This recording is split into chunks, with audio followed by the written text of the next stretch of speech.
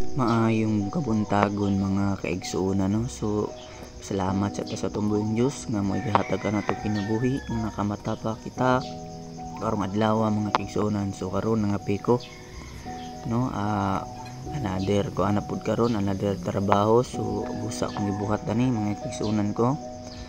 Nangapis ako kay para mabutangan po energy ang atong lawas ba no. So mailo din ang mga kaigsuunan kay alagang mailo day tani karon na so lang gud chill lang sa ta kay unya magbinakbakay na pud ani mga kaigsuunan no. Balbag na pud ta kalot para sa bim gyud kay lalo man kung kayong yuta kalutunon ay medyo kan man siya bakilid ba.